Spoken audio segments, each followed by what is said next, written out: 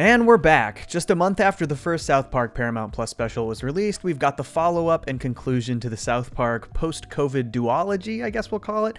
And what a conclusion it is. Now with 2 of these under their belt, we can expect 12 more Paramount Plus specials over the next 6 years, which is kind of crazy to say out loud. And if these specials are any indication, I'm really excited to see what they do with the next ones. This special picks up where the last one left off, focusing on the kids all grown up 40 years after the events of the Vaccination special that aired in March, set in an incredibly bleak and depressing future.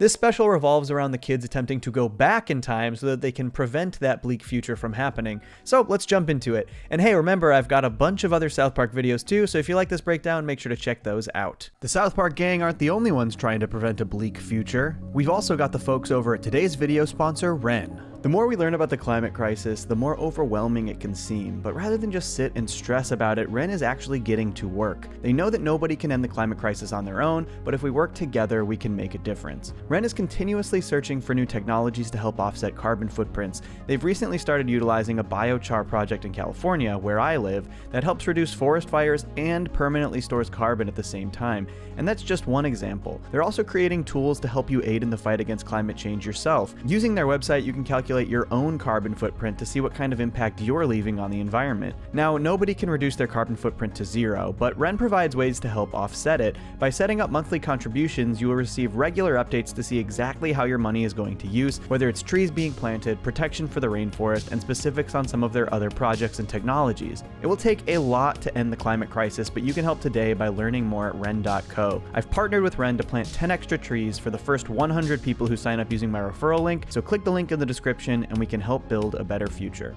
I'm super cereal.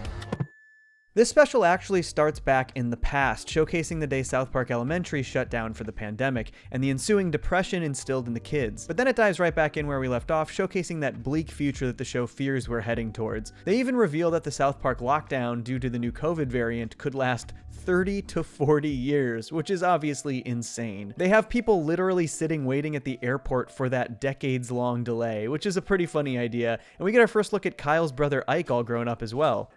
You can't be serious, buddy. It's the holidays, and I need to get back home, friend. They're obviously being hypercritical of the potentially militant nature of the lockdowns, and what they feel is an overreaction on the government's part, but they also come down pretty hard on the anti-vax folks in funny ways. Cartman super easily convinces Clyde to switch sides using the same type of language that we hear from vaccine detractors, and it's pretty funny, kind of poking fun at how easily manipulated these folks can be, and they're not exactly subtle about it. As an anti-vaxxer, you understand that you have to be strong and stand by your beliefs even if it means others will die. Okay, let's talk about Cartman, because I think what they did with him here is really interesting. I was kind of expecting them to pull the rug out from under us and reveal that he had some evil plan all along, but they sort of simultaneously subvert our expectations and give us a taste of the Cartman we all know. Cartman is so fixated on preserving the timeline and making sure he doesn't lose his family that he falls back into all the old manipulative evil tendencies that we're used to.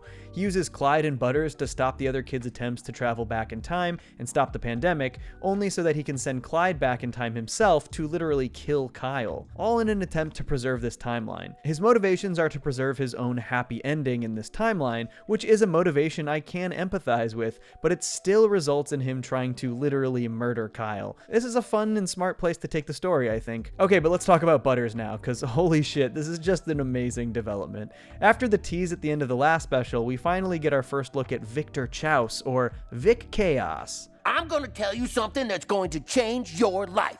Have you ever heard of NFTs? That's right, Butters is an NFT bro. They reveal that Butters was grounded in his room for literal years and spent all that time learning about NFTs on his iPad, and it turned him into, well, into this. This is so freaking funny. They basically give him the personality of a used car salesman, just a shady business bro that's trying to scam people out of their money.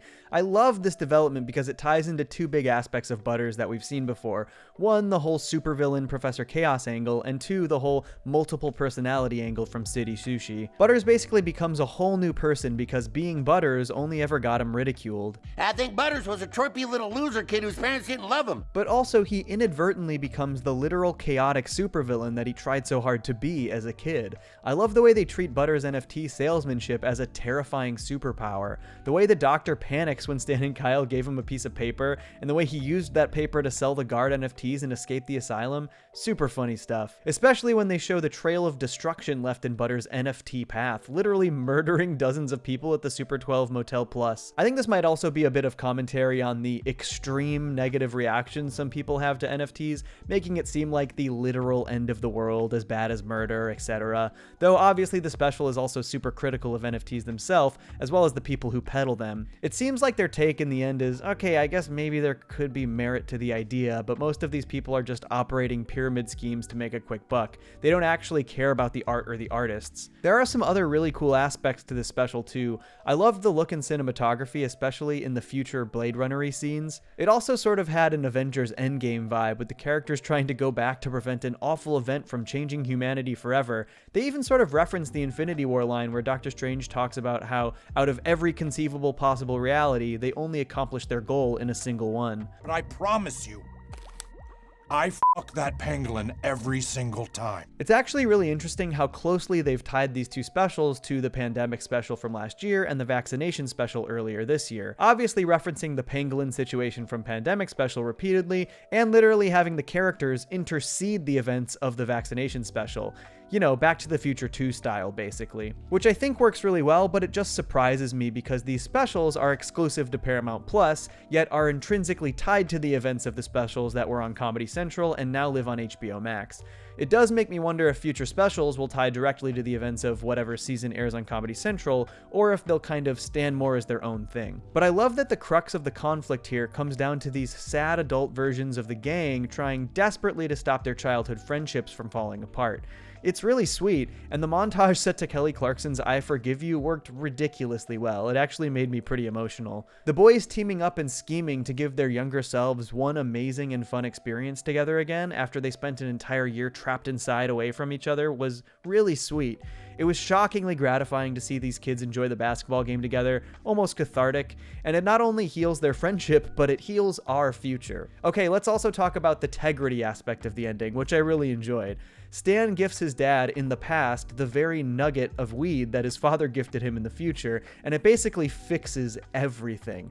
Randy grows more of this weed and gifts it to everyone, allowing everyone to relax and cut each other some slack, which is weirdly kind of a huge character moment for Randy Marsh. I did a big character deep dive on Randy earlier in the year, and over his tegrity arc, the character had really lost all sense of right and wrong. Lost his tegrity, basically, but growing and giving away this much weed is without a doubt the most selfless thing that Randy has done maybe ever. So to see him make such a huge turn in this character journey, and for that turn to then help the world literally prevent the worst possible timeline from happening, was really satisfying. For the first time, Tegrity Weed actually had tegrity. Granted, I might be particularly attached to that through line given the amount of time I spent on that Randy character video. And I also love that, though the character beat is a drastic turn, there's also sort of a winking meta-commentary to the audience that Matt and Trey, no matter how much people whine about it, are still 100% leaning into the Tegrity stuff. Tegrity literally saved the day and created the ideal future, so I don't think we can expect them to lay off the Tegrity storylines in the coming season. But it also has some, I think, really well-intentioned social commentary. I think oftentimes people read South Park's commentary as a little bit smug and self-serving, and I'm guessing people still might read this episode that way, but the idea that people need to cut each other some slack is actually refreshing and something I'm going to take to heart. It's so easy to point fingers through our computer screens, but the reality is we're all living through a massive, traumatic, and unprecedented situation, and it's really hard to know what to do. Even when we disagree with people, I think it's important to recognize that for the most part, people are just trying to do what they think is right in an impossibly difficult scenario that a couple of years ago, few of us could even have comprehended. But let's talk about that ending set in the now fixed future, which ranged from incredibly sweet and heartwarming to utterly depressing. Almost everybody's lives are better in this new and improved timeline. Stan is a Mars colonizer, and Sharon and Shelley are still alive, as is Kenny. Kyle has a family and kids who refer to Stan as Uncle Stan, so they've maintained their friendship the entire 40 years. Butters isn't a manipulative NFT bro, he just works at the Denny's Applebee's Max, which is definitely an improvement. Hell, even Timmy can now speak and walk. What a future. But of course there's also Cartman, who it is now revealed is a homeless alcoholic. And I know Cartman is generally a huge piece piece of shit, but this made me really sad. We basically see that the only time that Cartman has his life together and has a happy story is in the literal shittiest timeline possible. And in the timeline where everyone else gets a happy ending, his is tragic. This especially hurts because we had just seen Cartman work together with Stan and Kyle to do the right thing and fix the future, in spite of the fact that it could harm his possibility of a happy life. I am incredibly curious how the next year of South Park will shake out. Will the new season drop on Comedy Central before our next Paramount Plus special, or will season 24 air in the fall when seasons of the show usually air, leaving the first 8 months of the year for a couple more Paramount specials? How will the specials and new seasons tie together, if at all? I was a bit worried about this special sort of undoing the big status quo shakeup we saw at the end of the Vaccination special, but honestly, they pulled it off in such a satisfying way that it's hard to be mad about it. But what did you think about the South Park post-COVID, the return of COVID? Wow, that's the first time I've said that full title, isn't it? Well, did you like it? What do you think about the future of South Park? And do you think they'll balance these specials with regular seasons well in the coming years? Let me know below in the comments, and of course, stay tuned for more. Peace. Johnny! To Cellos!